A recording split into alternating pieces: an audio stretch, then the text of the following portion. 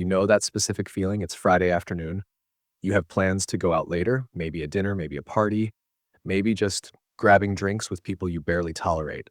And all day long, there is this low level dread sitting in your stomach. You aren't scared. You aren't anxious. You just don't want to do it. And then your phone buzzes. It's a text. Hey, I'm so sorry. Something came up. Can we reschedule? And in that exact second, you don't feel disappointment. You feel a wave of pure, unadulterated euphoria. You feel free. Society tells us that reaction is wrong. We are trained to believe that if you aren't out there living your best life, capturing content, and being the life of the party, then you are depressed. They call you a hermit. They call you antisocial. They say you're missing out. But if you are someone who genuinely prefers a quiet night in pajamas over a loud night in a club, welcome to the purple pill. You aren't broken. You are actually operating on a higher level of efficiency than 90% of the population. Here is the science that the extroverted world ignores. It comes down to a concept called optimal arousal theory. Every human brain has a baseline for how much stimulation it needs to feel good. Extroverts have a low baseline. They are biologically understimulated. They need the noise, the flashing lights, the loud music, and the drama just to feel normal. They are energy vampires sucking dopamine from the environment because they can't generate it themselves. But you have a high baseline. Your brain is already rich with internal activity. You are constantly thinking, analyzing, creating, and processing. When you go into a loud, chaotic environment, it doesn't energize you, it floods you. It's like trying to fill a cup that is already full. You aren't boring for staying home. You are practicing sensory gating.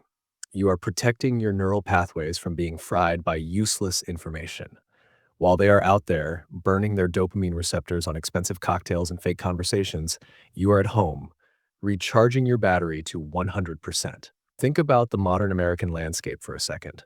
What are we actually missing out on? We live in a culture of performative happiness. People go out not to have fun, but to take a photo to prove they had fun. They spend money they don't have to impress people they don't like in places that are too loud to hear themselves think. It is a game of status, and the only winning move is not to play. When you stay home, you are seizing control. This is the psychology of the fortress. Out there, you are a victim of variables: traffic, rude waiters, awkward small talk, bad weather. But inside your home, you are the CEO of your environment. You control the lighting.